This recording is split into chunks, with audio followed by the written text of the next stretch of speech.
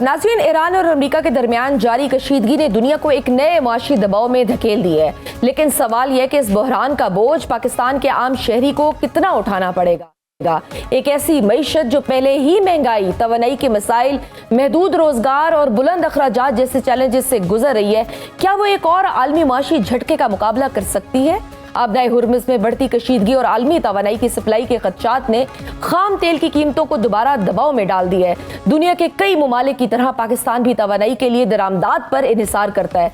अगर आलमी मार्केट में तेल महंगा होता है तो उसका बरह रास्त असर पेट्रोल, डीजल, बिजली की लागत, ट्रांसपोर्ट, सनत और बिलाखिर आम आदमी के घरेलू बजट पर पड़ता है। पाकिस्तानी अवाम पहले ही महंगाई के एक मुश्किल दौर से गुजर रहे हैं। बिजली के भारी बिल्स, रोजमर्रा इस्तेमाल की अशिया की कीमतें, कारोबारी अखराजात और महदूद आमदनी ने मुतवस्त और कम आमदनी वाले तबके के लिए मुश्किलात बढ़ा दी हैं। ऐसे में आलमी बहरान हुकूमत के लिए एक नया इम्तिहान बनकर सामने आया है कि वो आवाम को मजीद मुआशी दबाव से कैसे बचाती है।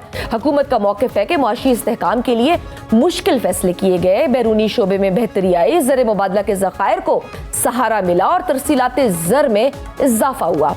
लेकिन नाकदीन का सवाल है कि अगर मईशत के बुनियादी मसाइल हल हो रहे हैं तो आम शहरी को रिलीफ क्यों महसूस नहीं हो रहा? महंगाई में कमी के दावों के बावजूद रोजगार, आमदनी और कुव्वत खरीद के मसाइल बदस्तूर क्यों मौजूद हैं? दूसरी जाने पाकिस्तान का बैरूनी शोबा भी एक अहम चैलेंज है। करंट अकाउंट, दरामदी बिल, तवानाई की कीमतें और बरामदात का हुजम ऐसे अवामिल हैं जो मईशत के सिम का तायुन करते हैं। माहिरीन का कहना है कि वक्ती सहारा काफ़ी नहीं। पाकिस्तान को ऐसी माशी इस्लाहात की ज़रूरत है जो बरामदात बढ़ाएं, तवानाई के शोबे को बेहतर करें और दरामदी इन्हिसार कम करें। ईरान अमेरिका कशीदगी पाकिस्तान के लिए सिर्फ तेल का मसला नहीं बल्कि तजारत, खित्ते की सूरत हाल और सरमायाकारी के हवाले से भी अहम है। अगर खित्ते में गैर यकीनी सूरत हाल तवील होती है तो इसके असरात पाकिस्तान की मईशी सरगर्मियों और कारोबारी एतमाद पर भी पड़ सकते हैं। तहम सवाल ये भी है कि क्या पाकिस्तान हर आलमी बहरान को सिर्फ एक बैरूनी मसला समझकर नजरअंदाज कर सकता है या असल जरूरत अंदरूनी माशी मजबूती की है ताकि आलमी झटकों का असर कम से कम हो। आज के प्रोग्राम में जायजा लेंगे कि ईरान अमेरिका कशीदगी पाकिस्तानी मईशत के लिए कितना बड़ा खतरा बन सकती है। हुकूमत ने माशी दबाव से निपटने के लिए अब तक क्या इकदाम किए हैं, आवाम को रिलीफ क्यों नहीं मिल रहा और क्या पाकिस्तान मौजूदा आलमी हालात में एक मजबूत माशी पोजीशन हासिल कर सकता है? इस सब पर बात करने के लिए हमारे साथ मौजूद है माहिर मौशियात डॉक्टर खाकान नजीब साहब। सर, आपको वेलकम करती हूँ स्टूडियो राउंड अप में। सर, पेट्रोलियम मसनूआत की कीमतों में रोजाना की बुनियाद पर रद्दोबदल की पॉलिसी क्या वाकई मार्केट के असूलों के मुताबिक एक दुरुस्त कदम है या हुकूमत इसके जरिए आलमी कीमतों का बोझ बराह रास्त आवाम पर मुंतकिल कर रही है? इस पॉलिसी का आम सारिफ और मईशत पर असल असर क्या होगा? देखिए, लेट्स ट्राई एंड अंडरस्टैंड। पहली तो बात यह है कि ये जो मार्केट है ना, ये क्रिएट करने की जरूरत है, जिसको डीरेगुलेटेड मार्केट कहते हैं। अभी तो हम एक ऐसी रजीम में हैं जिसमें मार्केट बेस्ड प्राइसिंग हम कर नहीं पा रहे। सो ऑयल प्राइसेस जो हैं, अगर हम इस तरफ मूव करना चाहते हैं, ये एक राइट कदम है। बट इसका मैं कहता हूं कि आसानी से लोगों को समझाएं। जैसे ये डेली प्राइस चेंजेस शायद नहीं होंगे, ये 7 दिन की पिछली एवरेज प्राइस पे बेस करके ये प्राइस निकलेगी। But all stakeholders need to be taken in confidence.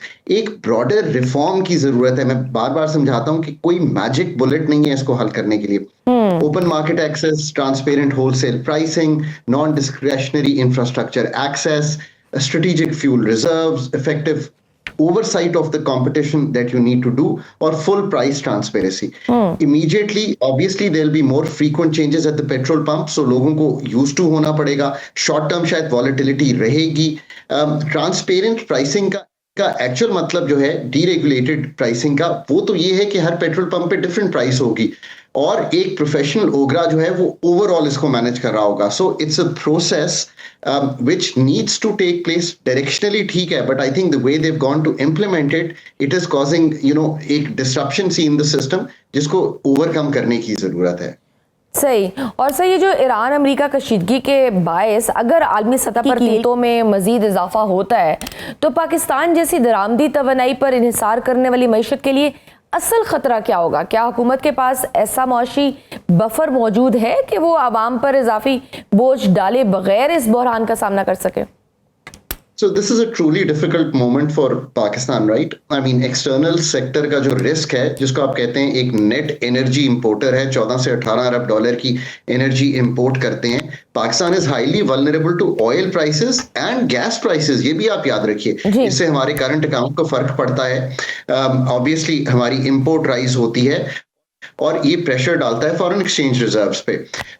इसका जो लोकल इम्पैक्ट है वो क्या है? Obviously higher cost raises, transportation, electricity generation और जिसे आप कहते हैं फूड प्राइसेस। तो एक इकोनॉमी वाइड इन्फ्लेशनरी यानी कि कीमतों के बढ़ने की शरह में एक नुमाया इजाफा दिखाई देगा। देखिए जी, पॉलिसी प्रायोरिटीज में तो मैंने हमेशा कहा है कि you can't give a subsidy, आप एक कंस्ट्रेंट्स में हैं। पर अगर आप ये समझते हैं कि पेट्रोल पे इस वक्त और डीजल पे इस वक्त जायज है 80-90 रुपए की जिसे कहते हैं पेट्रोलियम लेवी रखना, आई थिंक उस पे जरूर बातचीत करनी चाहिए। पॉलिसी प्रायोरिटी ये होनी चाहिए कि आईएमएफ से उससे बात कर सकें। बाकी जो टारगेटेड सोशल असिस्टेंस है, चाहे वो इनकम सपोर्ट के थ्रू हो, और मैं फिर कहता हूं कि सिर्फ ये काम फेडरेशन यानी कि फेडरल गवर्नमेंट का नहीं है, सूबों को भी इस पर सोचना चाहिए। जिसे कहते हैं इस सब को अगर आप कंबाइन करें कंजर्वेशन मेजर्स पर और एफिशिएंसी मेजर्स पर, that's the deeper work that Pakistan needs to do in the long run. तो सोचने की ये बात है ना कि इंडिजिनसली यानी कि अपने रिसोर्सेज पे कैसे एनर्जी की तरफ मूव करना है, that's the real thought process. और सर, ये जिस तरह से आलमी बहरान के बाद ऑब्वियसली सबसे पहला दबाव डॉलर, दरामदी बिल और महंगाई पर आता है, क्या ये इस बात का सबूत नहीं कि हमारी मईशत अब भी बैरूनी झटकों के मुकाबले में कमज़ोर है? यानी मैं कहूँ काफ़ी कमज़ोर है। इस कमज़ोरी को ख़त्म करने के लिए हुकूमत को फौरी तौर पर किन शोबों में इस्लाहात करना होंगी? Can I say this कि पाकिस्तान की जो इस वक्त मैक्रो स्टेबिलिटी है ये बिल्कुल माननी चाहिए, ये है, बट आईएमएफ की एंगेजमेंट इसका महवर है। मैं हमेशा ये समझाने की कोशिश करता हूँ, अगर आपने इसमें से निकल कर चले, हम चूंकि पेट्रोलियम की आज बात कर रहे हैं, तो एक कॉम्प्रिहेंसिव मार्केट आर्किटेक्चर का रिफॉर्म करना है, आपने पूरे एनर्जी सेक्टर का रिफॉर्म करना है। इसका क्या मतलब है? मार्केट लिबरलाइजेशन है, रेगुलेटरी रिफॉर्म है, अपस्ट्रीम इन्वेस्टमेंट लानी है, कंपेटिटिव गैस मार्केट क्रिएट करनी है, प्राइसिंग एंड सब्सिडी रिफॉर्म जिसकी बात की, एफिशिएंट इंफ्रास्ट्रक्चर। आप तो अपनी जो रिफाइनरीज हैं उनमें पार्कों के अलावा वो भी लाइट कन्वर्जन करती है, बाकी पुरानी हाइड्रो स्किमिंग टेक्नोलॉजी पे हैं। तो आप तो कहीं अगर क्रूड इस्तेमाल करना चाहें रशिया का या इवन ईरान का, तो आपको सोचना पड़ेगा। और फिर सारी एनर्जी ट्रांजिशन, एनर्जी सिक्योरिटी।